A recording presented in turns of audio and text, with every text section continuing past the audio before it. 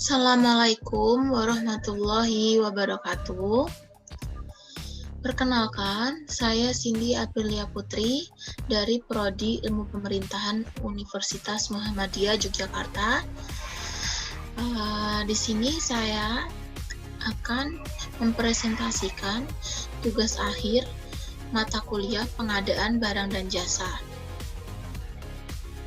Di video kali ini, presentasi dengan tema Tata Kelola Pengadaan Barang dan Jasa di Era Industri 4.0 dengan judul Jasa Konsultasi JMC IT. Nah, di latar belakang ini saya akan menjelaskan apa itu era digital 4.0. Dalam bisnis saat ini, perusahaan ingin mencapai tahapan competitive advantage. Hal ini untuk dapat bertahan dalam persaingan pasar yang semakin meningkat. Untuk mencapai competitive advantage tersebut, maka perusahaan menggunakan teknologi informasi sebagai pendukung utama. Perkembangan IT berperan hingga pada saat ini. Tidak hanya menjadi suatu dukungan atau support, namun juga peran key operasional, high potensial, dan peran strategik IT. Seperti halnya dengan bagian-bagian yang lain yang ada di dalam suatu organisasi, perlu memiliki sesuatu keselarasan dengan bagian-bagian lain dan dengan strategi organisasi secara keseluruhan. Lalu selanjutnya, ada perumusan masalah.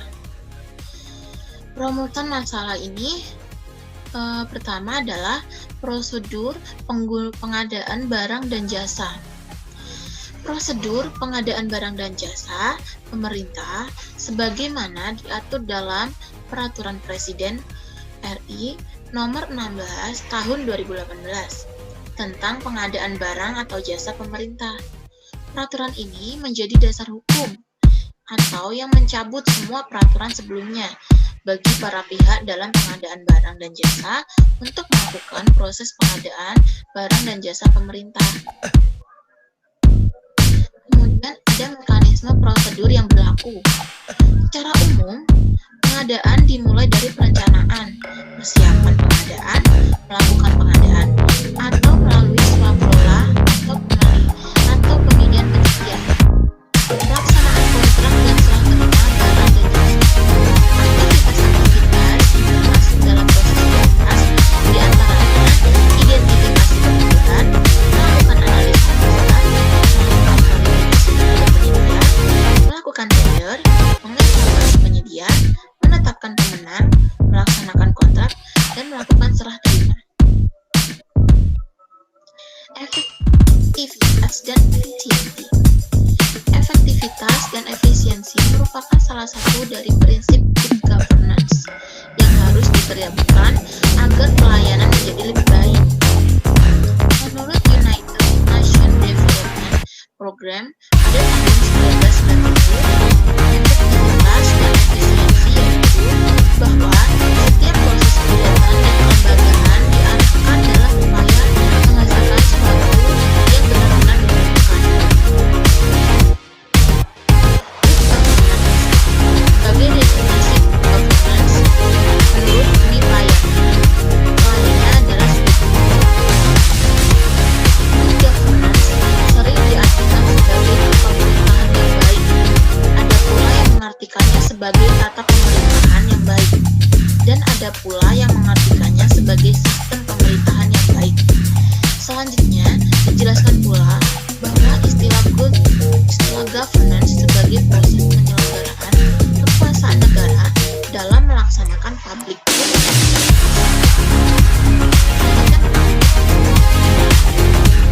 Perkembangan ditetapkannya Perpres 11 tahun 2018 tentang pengadaan barang atau jasa pemerintah adalah bahwa barang atau jasa pemerintah mempunyai peran penting dalam pelaksanaan pembangunan nasional untuk peningkatan pelayanan publik dan pengembangan perekonomian nasional dan internasional. Kedua, bahwa untuk mewujudkan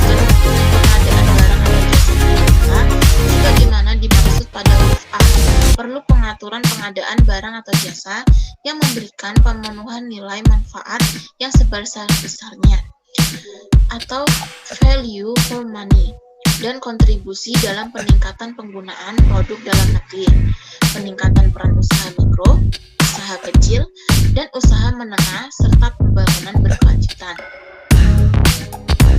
Selanjutnya, bahwa Peraturan Nomor 54 Tahun 2010 tentang pengadaan barang atau jasa pemerintah sebagaimana telah beberapa kali diubah, terakhir dengan Peraturan Nomor 4 Tahun 2015 tentang perubahan pendapat atas Peraturan Presiden Nomor 54 Tahun 2010 tentang pengadaan barang atau jasa pemerintah masih terdapat kekurangan dan belum menampung perkembangan kebutuhan pemerintah mengenai pengaturan atas pengadaan barang atau jasa yang baik. Keempat, bahwa berdasarkan pertimbangan sebagaimana dimaksud pada huruf A, huruf B, dan huruf C, perlu menetapkan peraturan presiden tentang pengadaan barang atau jasa pemerintah. Dan pengadaan barang atau jasa pemerintah ini meliputi 1. Barang, 2. Pekerjaan konstruksi, 3. Jasa konsultasi, dan jasa pendidikan. Di tugas akhir ini saya pengadaan barang atau jasa ini adalah jasa konsultasi kemudian pengadaan barang, konstruksi, atau jasa lainnya. Menjawab pertanyaan Anda, metode pemilihan penyedia barang atau pekerjaan konstruksi jasa lainnya terdiri atas purchasing, pengadaan langsung, penunjukan langsung, dan tender. Kemudian, pengadaan barang dan jasa. Maksudnya adalah pengadaan barang atau jasa harus diusahakan dengan menggunakan dana atau mencapai sasaran yang ditetapkan dalam waktu sesingkat-singkatnya dan dipertanggungjawabkan. Lalu kedua, efektif artinya memberikan hasil pengaruh dan daya guna sehingga dapat diartikan prinsip efektif dalam proses pengadaan barang atau jasa adalah bagaimana proses pengadaan tersebut menghasilkan barang atau jasa yang akan benar-benar bermanfaat, berpengaruh bagi pemenuhan kebutuhan barang dan jasa pemerintah. Ketiga, terbuka dan bersaing. Pengadaan barang dan jasa harus terbuka bagi penyedia barang dan jasa yang memenuhi persyaratan yang jelas dan transparan agar tercipta persaingan yang sehat. Keempat, proses pengadaan yang transparan dan ada kejelasan penyampaian informasi secara luas pada seluruh calon peserta. Informasi ini harus dapat diterima oleh setiap pemeran dunia usaha yang berpotensi ikut dalam proses pengadaan barang dan jasa. Setelah informasi tersampaikan, harus ada jeda waktu yang diberikan untuk menerima respon dari pengumuman tersebut. 5. Adil atau tidak diskriminatif. Adil atau tidak diskriminatif maksudnya adalah pemberian perlakuan yang sama terhadap semua calon yang berminat. Ini ditujukan untuk menciptakan persaingan yang sehat dan tidak menimbulkan keterlibatan dan pengawasan. Yang terakhir adalah akuntabel. Prinsip akuntabel pada proses pengadaan berarti harus mencapai sasaran baik fisik, keuangan, maupun manfaat dari pelaksanaan proses pengadaan dan pengelolaan keuangan nasional.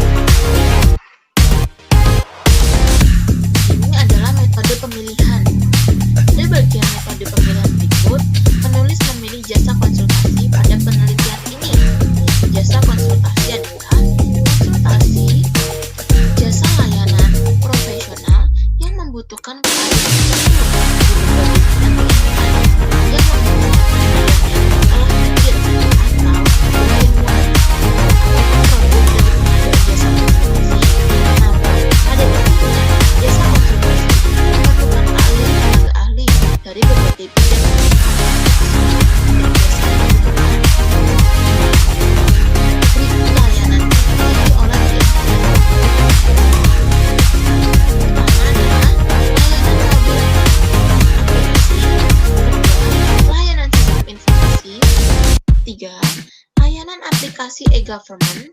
Keempat, layanan pembuatan website.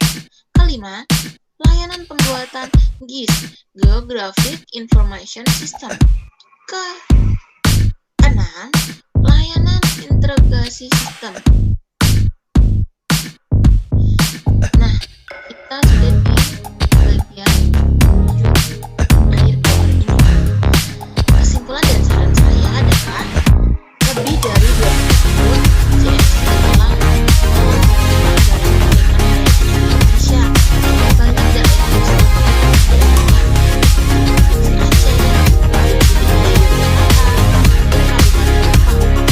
dengan memaksimalkan kehadiran jasa konsultan IT akan membuat perusahaan atau instansi yang masih berkembang bisa lebih mudah meningkat dan hasilnya bisa semakin baik lagi. Jasa konsultasi JMC IT yang sudah berkembang di beberapa kota dalam Indonesia, jasa software ini semacam ini bisa diandalkan untuk kebutuhan pekerjaan Anda, memiliki berbagai fitur yang bisa